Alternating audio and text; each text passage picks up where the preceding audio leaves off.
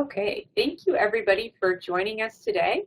My name is Jenica Heim. I am the Education USA Advisor to Canada, and I will be discussing studying in the United States, specifically the undergraduate admissions process today. You can use the chat on the side to ask questions along the way. If I don't get to them during the presentation, I will definitely answer any questions at the end of the presentation. This is a brief agenda of what we're going over, and I'm just going to launch right into what Education USA is and what we do. So Education USA is a worldwide organization. It's sponsored by the U.S. Department of State. We're in more than 400 centers in more than 170 countries. There's one office here in Canada. It's in Ottawa. I'm sitting in it right now. I'm at the Fulbright Commission in downtown. And because I can't be everywhere all the time, I partner very closely with our U.S. mission across Canada. We have 7 consulates, one of which is in Vancouver, and if you see the folks right above me, that's Karina is one of our public affairs personnel out in Vancouver, and those folks help me on the ground spread knowledge about studying in the United States and can answer your questions as well. And so I have my little stars there across the map are the arms of Education USA across Canada. So a couple of facts. Canada is actually the 5th largest sender of students to the United States. So there's a lot of Canadians studying in the US. About 13,000 of those are undergraduate students. And those are the numbers from the 2014-15 academic year. So why do Canadians decide to study in the United States?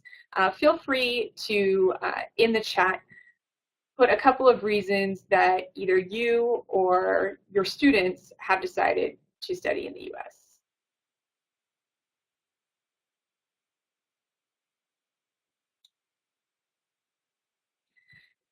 And through my own experience, surveys, and kind of writ large, here's really the main reasons that Canadians decide to go across the border.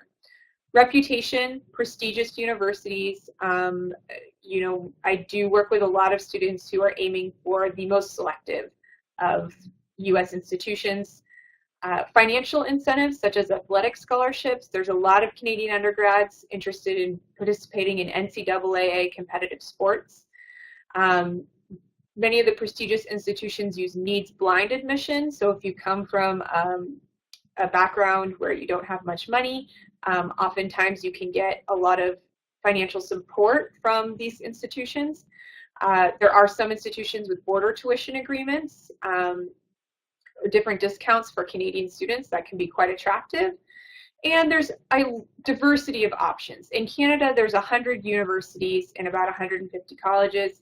And in the United States, there's about 4,700 universities and colleges. So there's so many, it's overwhelming almost. So that can draw people over the border, especially if you're interested in very specialized programs, as well as the adventure of going and studying abroad, or potentially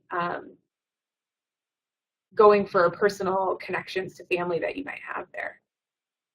So with all that in mind, here are the 5 steps for Education USA. Now, we're mostly going to focus on steps 1 through 3 today, although I will mention 4 and 5 at the end.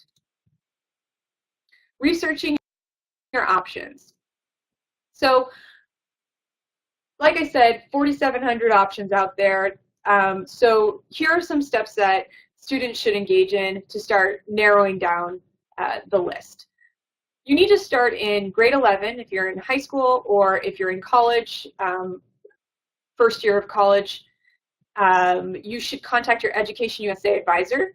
That's me. I can help with narrowing down your search based on the criteria and what you're looking for. Definitely connect with your guidance counselor or whoever is in charge of helping with your transfer units if you're in college. Define your priorities. So part of having so many options, it means that you need to start making decisions about where you want to live, what kind of campus do you want to be on, big or small, private or public, big city, rural, what kind of internship opportunities do you want to have? How far from home do you want to be? What climate would you like? Because these are actually really important pieces of the puzzle. If you're interested in studying, let's say, biology, well, there are hundreds of excellent biology universities out there. So just your major might not be with that criteria in mind, you need to narrow it further with some other important criteria to you. So you can see I've included the website collegeboard.org, which is also the organization that sponsors the SAT exam. They have a really great search where you can put in a lot of this stuff that you're interested in. So let's say you want to be on the dance team and write for the student newspaper at a rural public university in the southern United States. You can put in all those criteria and you'd be surprised to find you're going to get like 10 matches, and all of a sudden you are going to see universities you've maybe never heard of and could be a really good fit for you. You also need to make a budget during this portion of researching your options. You cannot save that till the end. You need to understand what you and your family's financial contribution is going to be towards your education, and understand that the sticker price of the school minus whatever scholarships that you receive from that school is going to be the number that you're expected to pay each year, and you need to decide what that number is going to be for your family, and how much is going to be too much. And part of narrowing down the search is maybe eliminating some schools that seem like a really good match but are really outside of your predetermined budget, and because especially if they don't offer international student scholarships or discounts, which many schools do, but there's quite a few that don't. As you're researching your options, go on campus and take tours if you can, but if you can't, take the virtual tours. Websites for these schools are really good. Most schools have quite advanced websites these days with like drone overhead virtual tours and these sorts of things. So it's very cool. And like I said, you can reach out to me if you need help with your list. I really like helping with that. So as you're narrowing down your options, as I said, you need to be also thinking about how you're going to be financing your studies. Now, I want to just give some statistics about this. The majority of international undergraduate studies finance their studies with their own personal funds or loans. Loans are money that you have to pay back, so it is considered personal funds. So about 80% of international students, the majority of their tuition, they're paying for themselves. That's what that 80% is. That's of all of those students we spoke of. So when looking at trying to get the majority of your school paid by someone other than yourself, the next little mark there on the list is your university. So what that means is students who are not paying the majority of their tuition are most likely getting it from the university they're going to in several different forms. That could be a merit-based scholarship based on your grades and your standardized test scores. It could be needs-blind tuition, like needs-blind admission, like I mentioned earlier, based on your financial need. And international student discounts. I actually have a document called Cross-Border Tuition Agreements. It's a bunch of different schools that I'm familiar with that give either in-state tuition, scholarships or discounts to Canadians, and talent-based financing, such as for athletics or for the arts. After that, about 10% of international students receive funding, the majority of their funding from other sources. Many of those students receive them from their home government. Unfortunately, Canada does not provide any funding programs for undergraduate level students studying in the United States. So this option is not available for Canadians, which leaves private companies and private scholarships and grants. This is something that you can definitely work on. Scholarships equal research, These are a few websites that have outside scholarships on them: fundingustudy.org, scholarshipscanada.com, yconic.com. You do have to spend a lot of time culling through those resources, seeing what's available, and seeing if these resources that are for Canadian students can be used to study in the United States, and that can be hard to find. It exists, but there's just not tons of these opportunities available that are going to fund the majority of your studies. You'll find some $1,000, $2,000 here and there, which are great, but not that many gigantic scholarships that will fund all of your studies. Something to bear in mind is you can apply your provincial savings plans to most accredited universities. So when you go on your local provincial education site, there will be a link to canlearn.ca where there's a list of pre-approved schools. This is mostly going to be accredited universities in the United States.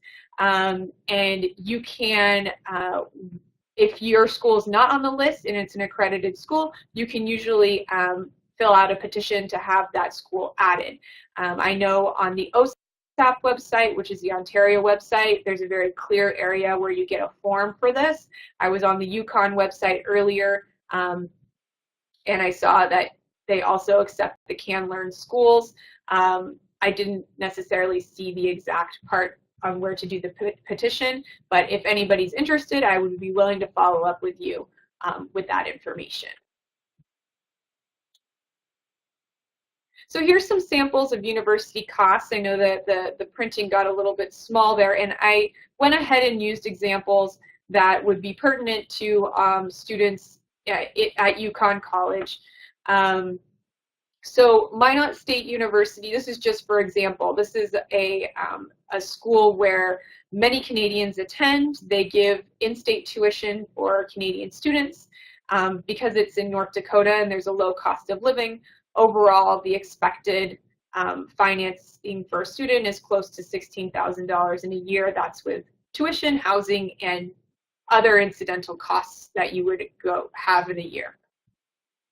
The University of Alaska Fairbanks has a tuition agreement for Whitehorse residents only. It's a sister city to Fairbanks. So these students get in-state tuition, and when all said and done is looking at about $20,000 a year, which is close to how much a student would pay if they're going to UBC. The tuition's slightly lower at UBC, but the cost of living in Vancouver is higher. So that's, so that balances it out in that case. And then I compare this to a school like UC Berkeley. I picked UC Berkeley because it is the third highest number of Canadians go to UC Berkeley, and I know that they do not provide any international student funding whatsoever. So that number, 57,000, that is the expectation for every student who comes to Canada. And so this is why I was talking earlier about knowing your financial expectations, what your family can afford, and knowing that if 57,000 is a little bit too high for you and what you can do, then maybe UC Berkeley would not be on your list, but that there's many options in the United States that are comparable to Canadian tuition and expectations, or potentially even lower depending on where you're going. So when all said and done, you need to be considering the major you're interested in, the location you want to be in, overall what the university is going to give you as an output, and what kind of funding you have available to go to said university.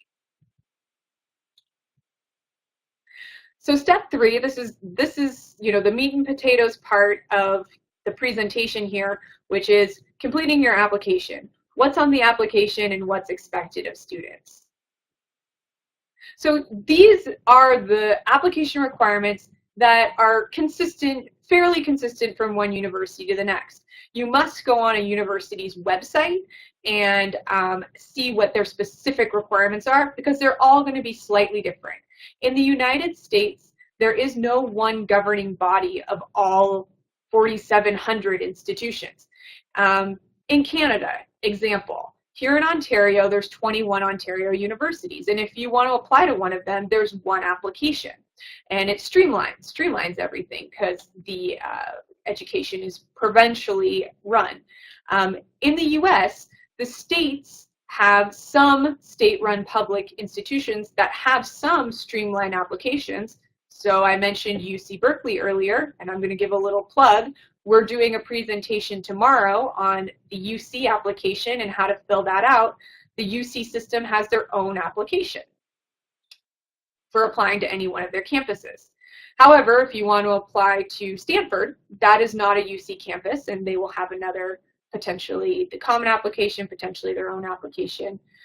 So you have to know by going to each individual website of each school that you're going to apply to. Speaking of the common application, that's there at the bottom of the list. This application has almost 700 member institutions at this point. So it means if you are applying to the United States, you are likely going to fill out the common application. But it also means you likely will fill out the common application for several of your schools and then have to fill out a few other independent applications. You can go to commonapp.org to learn more about that particular application. There's also a new application called the Coalition application. This is quite new. And it's the same kind of concept as the common application of creating one location where you can apply to multiple schools that have similar kinds of requirements. So besides filling out an application, you will need transcripts from your guidance counselor. These need to come directly from your institution. You cannot touch them, you cannot open them. They need to be in a sealed envelope directly from your school. If you are in college, you typically have to pay for these with your registrar's office. For high school, if you're out of high school, you might have to pay for them as well, but they will come directly from your counselor. Standardized tests. This is one of the biggest differences between applying to US universities and Canadian universities is the standardized test requirement. There are about 200 schools in the United States that have no test or test optional requirements. But what that means is the vast majority still do require these tests. You will need to take either the SAT or the ACT, and if you can see above the woman here on the side, above her head, you have the collegeboard.org and actstudent.org are the two websites where you can find more information about these tests. Most important thing to know, they are weighed equally. You can pick which one you want to take. You do not need to take both. It doesn't matter which one you pick. They're pretty much really similar tests. The biggest difference is that the ACT has a science section on the exam. So it's slightly more math science heavy than the SAT. And sometimes that's how people make their decision. What I suggest is to take a practice test of each exam. You can find those on their websites. You can download a test. You can take it yourself and really get a feel for each exam to see which one you like better. SAT 2s. Now, these are also called the SAT subject tests. Some schools will ask you to take these on top of the SAT or ACT. If you are asked to take these exams, you usually can pick whichever one you want to take. So maybe English literature and chemistry. And these are general knowledge high school level exams. So you should have learned all this material in your courses. It doesn't mean you shouldn't study for them or at least get a sense of what you will be asked. But if you're getting, let's say you're getting A++++ in all your chemistry classes and that's something that you're very strong at, then take the SAT 2 chemistry exam. You will likely do well on it. So if you are going into engineering, that is one area where they ask that you take SAT 2s, and they typically ask for you to take the Math 2 exam and one of the science exams, which are either biology, chemistry, or physics. That's really the only field where they kind of demand that you take one particular test. The other standardized tests you might see on websites in the United States when you go to the international student area is the TOEFL exam. This is an English language exam. So if you are a native English speaker, then you do not need to take the TOEFL. However, if you went to French schools, even if your first language is English, but if you went all the way through school in French schools, you might have to take the TOEFL because your transcripts will be in French and you would not have demonstrated that you've actually gone to school in English. So that's something to bear in mind. Recommendation letters. Most schools will ask for 2 to 3 of these. You definitely want at least one of your teachers. You want to have your guidance counselor write a letter for you if they are able to. The goal is for the teacher to be able to talk about your abilities in the classroom as a student, whereas the guidance counselor is going to speak more about you as a citizen of the school. You know, what kind of impact you were able to make on campus over your 4 years there. And so you could pick 2 teachers and a guidance counselor. If you're a student athlete, a coach can sometimes be a good idea, again, if they can write you a strong letter. Or a supervisor from a job or volunteer experience, if you feel they can say really positive things about you. Personal statement or essay. This is the really fun part, or I like it. I enjoy reviewing this stuff. I know for students it can be a little bit stressful because in this portion, in this piece, they're really asking you not to review your resume or talk about, it's not a cover letter. It's not like, hey, I'm a great candidate for this job because of this. It really is personal. It's more about finding an essence, the student finding an essence about themselves, a characteristic or trait that is not expressed anywhere else in the application. Usually, you know, the best way to brainstorm this is to think, okay, I really want the admissions officers to know that I'm a really perseverant person, and if I have a goal, I'm going to obtain it, and I have some very, you know, I have some methods in which I go about that. Okay, so that's a really important quality you want to get across. Now, what you want to do is find a story about your life that brings this to light. You know, and it can really be about anything. And I'll just give examples. I had 2 students who I worked with last year with their essays get into Harvard. One, in his personal statement, did the common application topic where he had to answer, when did you go against what other people had made a decision and you went against it.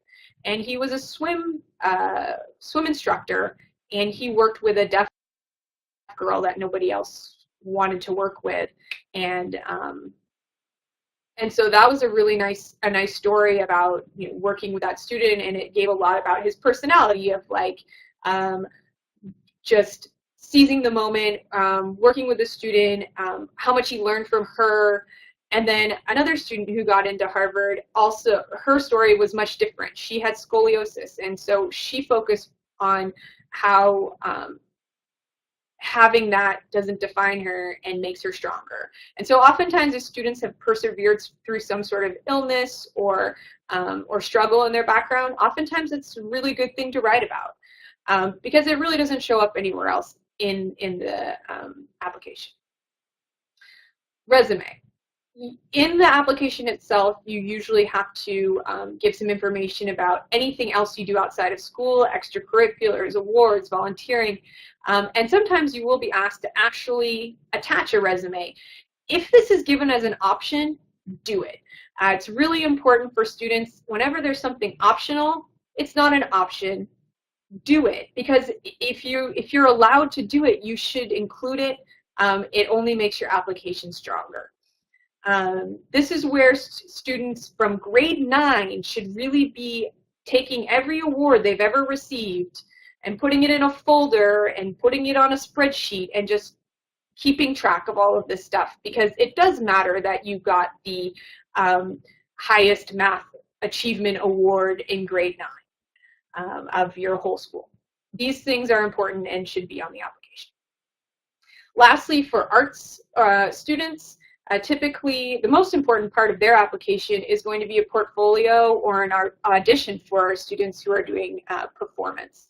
So if you have any students going into these fields, this is where they need to spend most of their concentration. Their grades, yeah, grades are important and that sort of thing, but really they're going to be judged most on their portfolio. So all of these things together, we always get the question, like, what's the most important? Unfortunately, there is no most important. The universities take what's called the holistic approach. It means that all elements of the application are reviewed. It means that they want the application to really come together and tell a story. University admissions officers are asking the question, how does this student fit on our campus? They're putting together this little puzzle. And this question I have here was actually exactly what a University of Pennsylvania admissions officer said during one of a presentation that we had, a webinar we had. And she said, they always ask, what kind of impact will this student have on our campus? And I think that while you're writing your application, it's very important for you to think of that same question. What impact do you feel you will make on that campus? And that should be part of your story. By the end of it, they should get a sense of, oh, well, this student is clearly engaged in environmental issues and wants to join these particular clubs or is very interested in making an impact in this field. And then you can get a sense of that's where the student is going to fit. And we have our campus, because it's environmentally focused, that's a really good fit for this student. Whereas if that's your story and it's not the mission of the campus, then maybe it's not a good fit for you. And no matter how great of a student you are, you might not get into that university.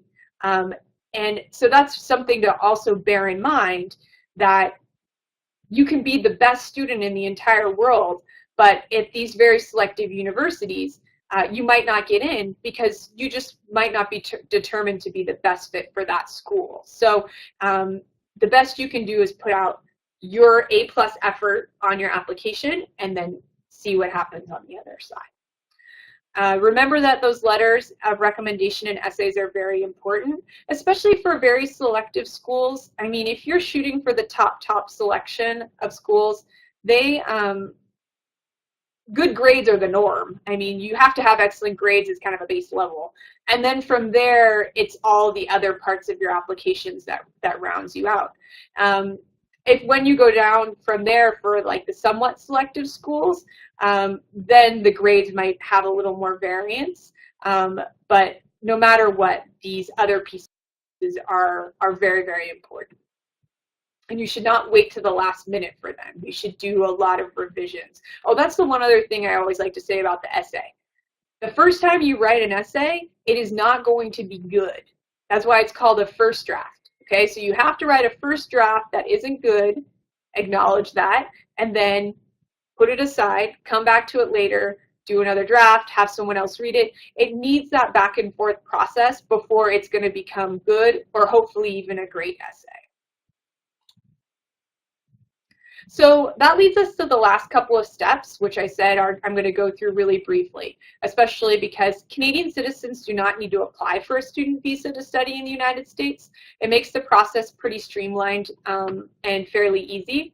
So basically, once you get into a U.S. university, you get mailed an I-20 from your school. You pay a CVIS fee online that registers you as a student in the United States. You take this information with you when you go over the border, and you are admitted at the border. So it's a pretty streamlined and actually not too stressful of a process. However, if you are not a Canadian citizen, if you're a permanent resident and you are a citizen of another country, you will need to apply for a student visa. You will need to contact your local consulate to make an appointment.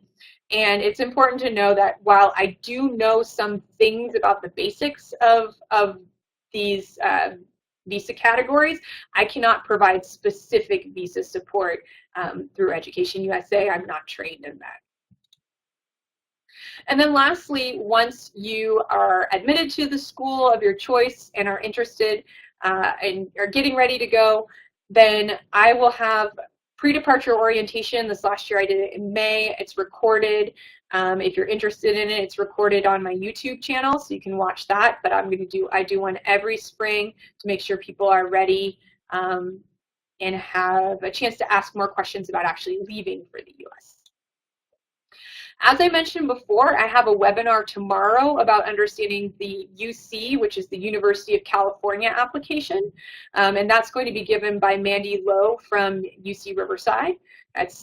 She's going through, it's 45 slides. She's going through like every piece of the application. So it's going to be very useful, a very useful webinar.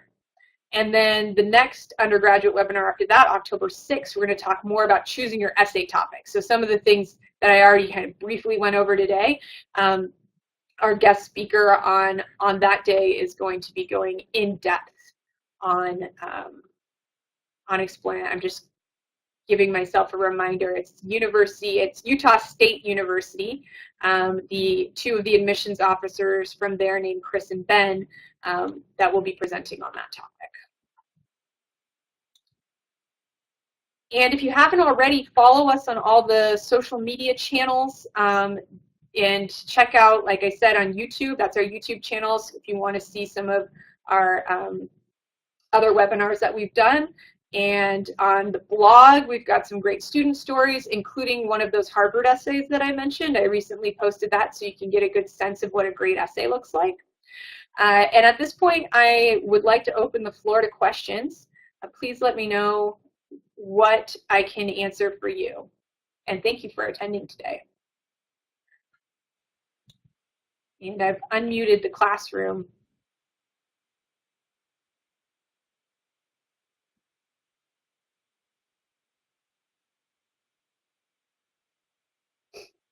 I'll give you guys about 15 seconds to write in your questions.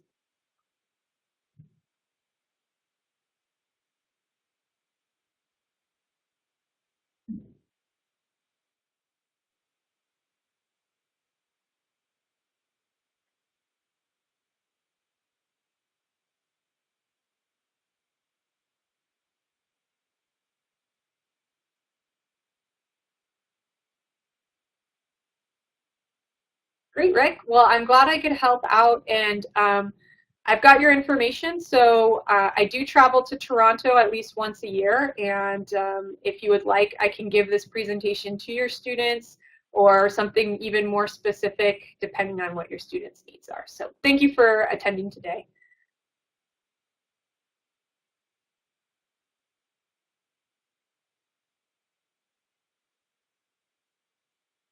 Oh, and if you have any students who are applying to the US right now, please feel free to send them my way. Ah, great. Fabulous. Well, thank you, Rick. I will make sure I will send out both the link to this presentation and the PDF of the slides. So I'll give that to the people in attendance. All right. Are there any other questions I can field?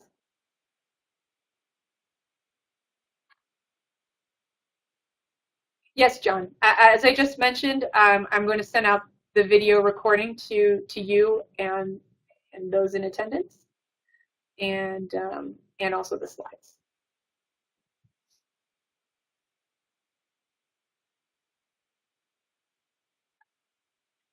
Jenica, will your contact information be on there as well? Yeah, as you can see in this slide, this is all my contact information, including my email address. And I can also include my email address again in the email I send out. Perfect. Okay, well, thank you for joining. Those of you who've logged in, you can feel free to log out now. I'm going to go ahead and stop the recording.